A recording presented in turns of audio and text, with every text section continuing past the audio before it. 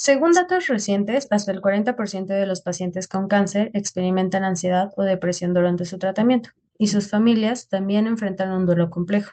Pero, ¿cómo manejar estas emociones? ¿Qué mitos dificultan el proceso?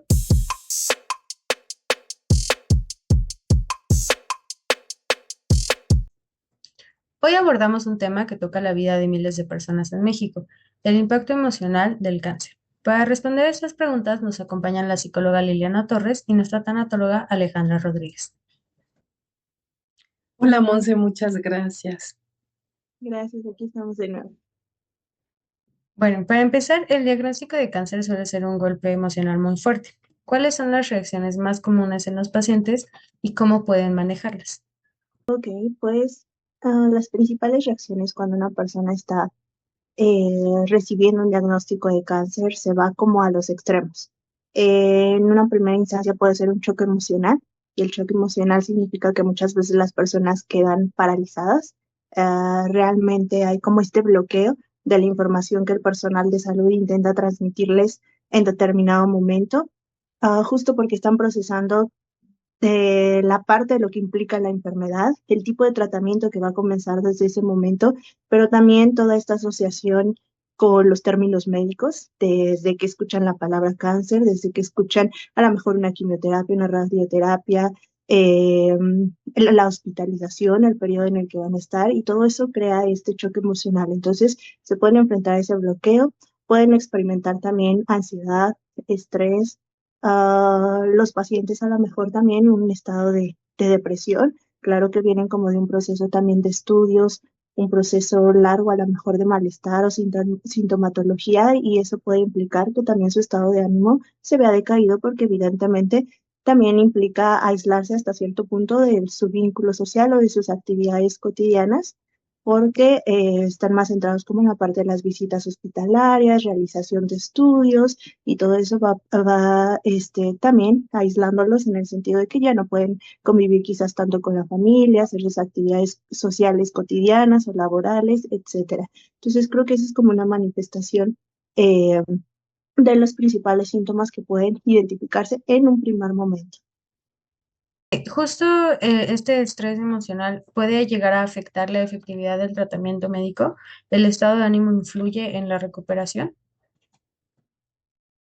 Sí, sobre todo si hablamos de estrés o ansiedad, y porque las emociones al final tienen un impacto a nivel fisiológico, porque hay alguna alteración, sobre todo si hablamos de estas emociones que activan el sistema nervioso simpático.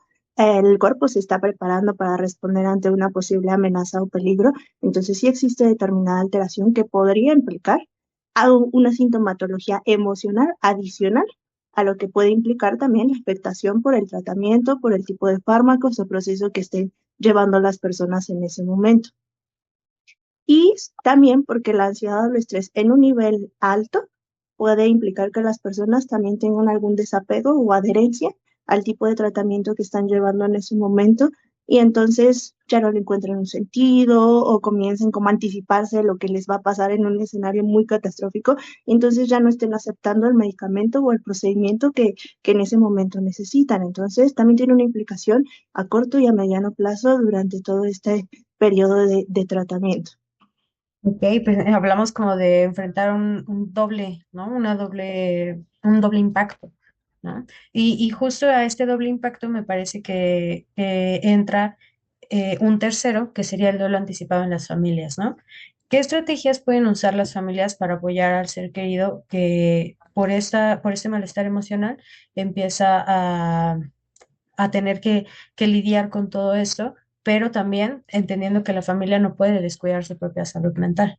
Bien, pues yo considero que las estrategias tienen que ver con actitudes, con actividades, con también con el autocuidado, digamos, en un concepto tanto personal como colectivo, ¿no? Como familia.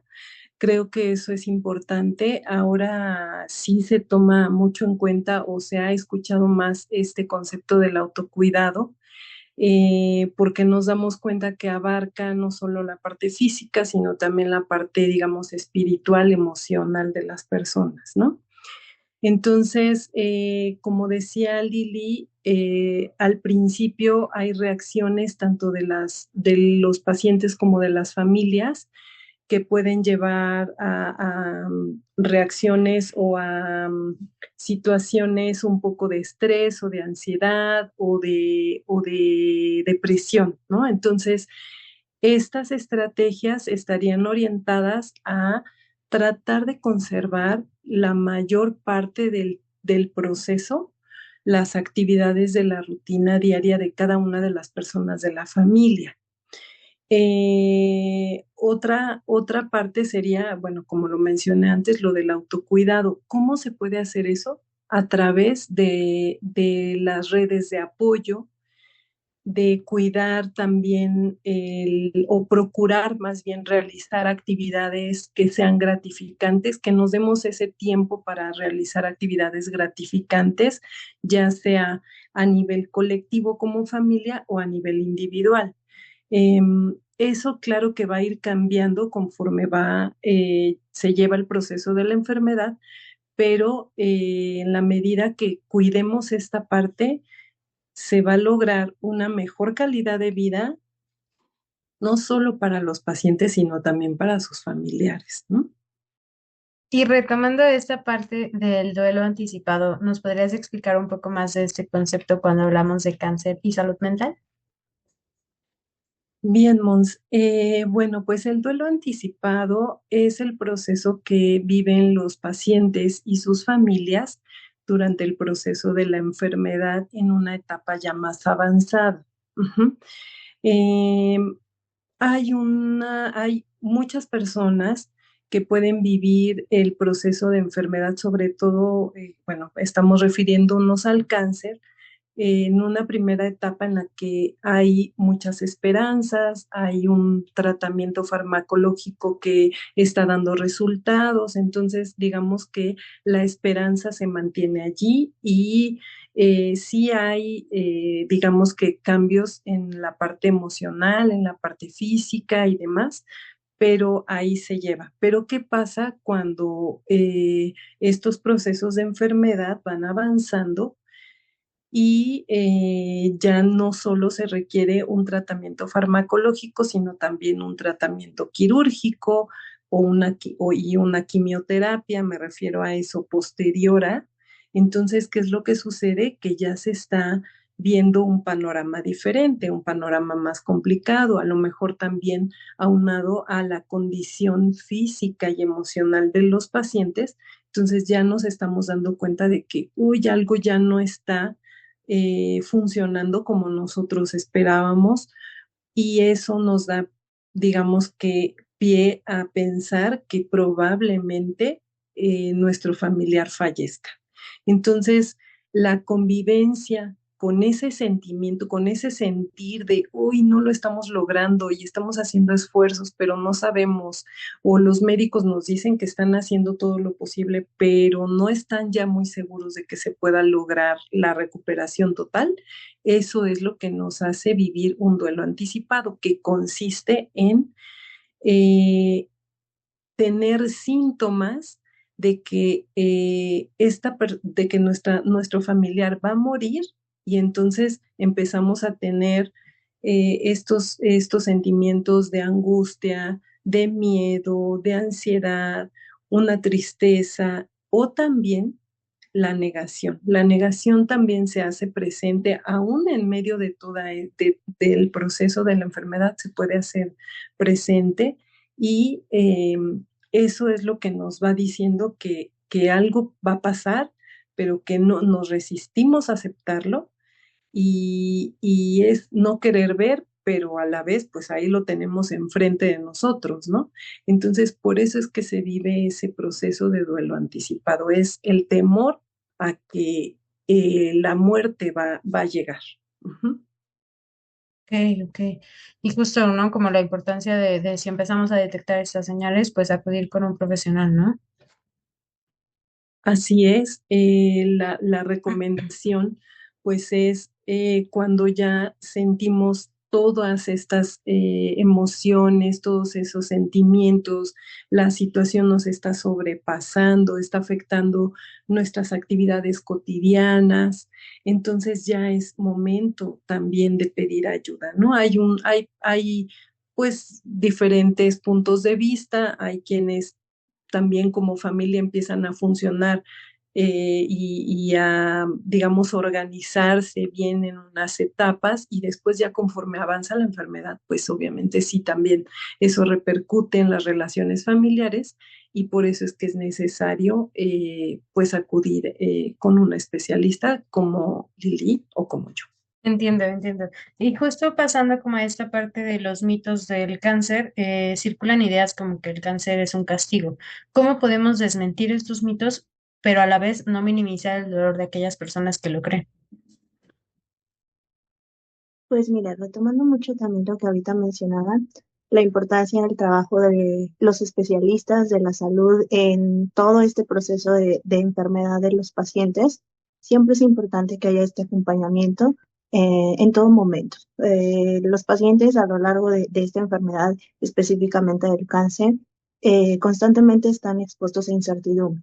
Entonces, es lo que Ale nos mencionaba, o sea, llega un punto donde también el estar quizás muy ansiosos o muy estresados por lo que va a pasar o por no saber lo que va a pasar más bien y todos los cambios que está implicando la misma enfermedad o el tratamiento, evidentemente nos coloca en un punto donde necesitan que un profesional los ayude.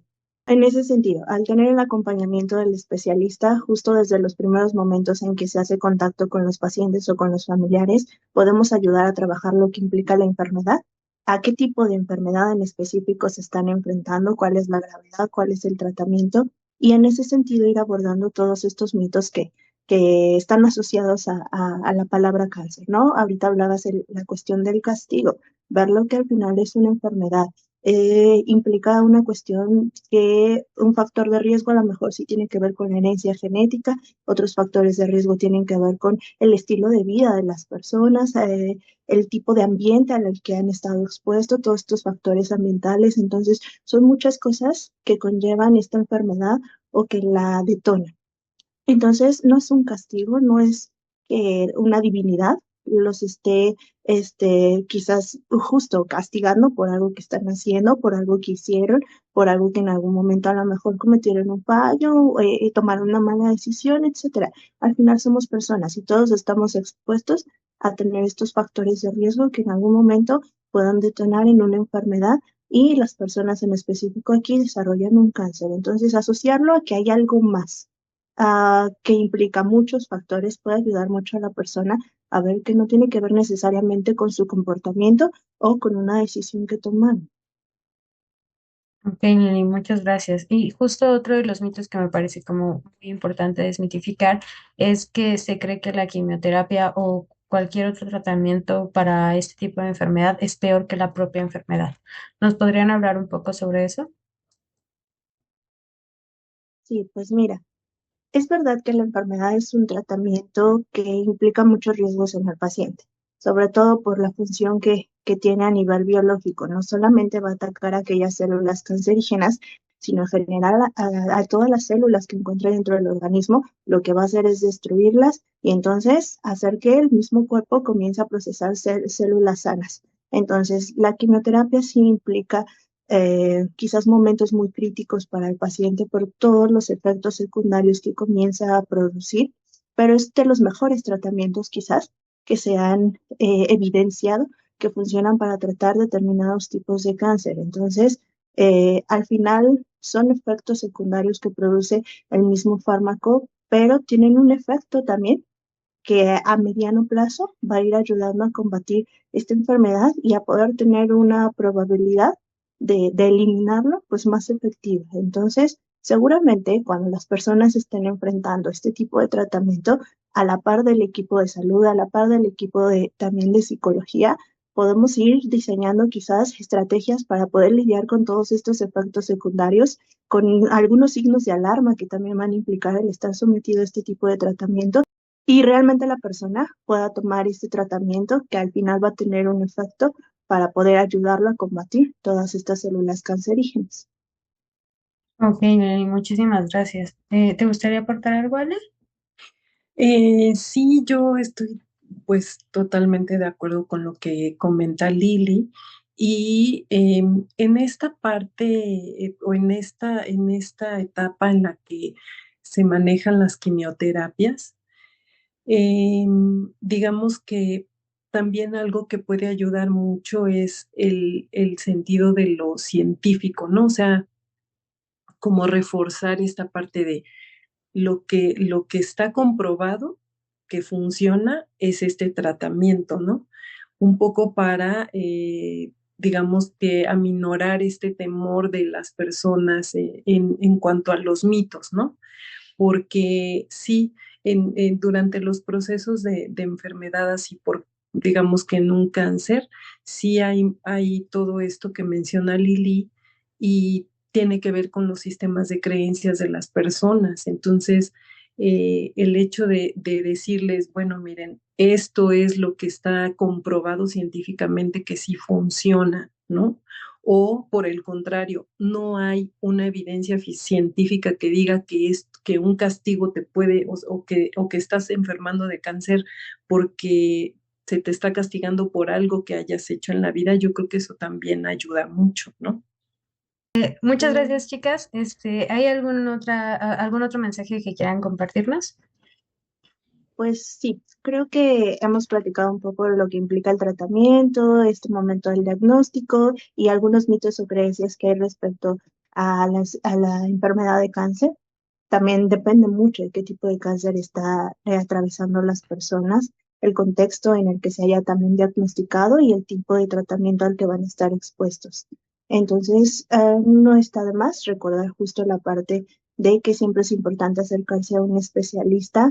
Al final es una red de apoyo también para los pacientes y para los familiares y podemos colaborar con ellos, podemos ir a la par para que todo este proceso de la enfermedad pueda ser más llevadero y todos estos retos que está implicando enfrentar las diferentes etapas del tratamiento, de los estudios, quizás si estamos hablando también de un periodo donde ya tienen que regresar a su estilo de vida, a sus rutinas, al final que forme parte justo de eso, del cómo van adaptando todas sus actividades a la enfermedad y al cuidado que implica.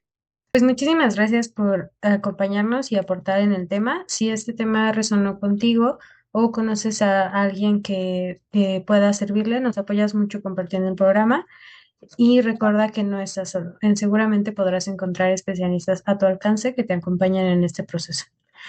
Si tienes alguna duda, puedes dejarla en los comentarios y te invitamos a que nos sigas en todas nuestras redes sociales.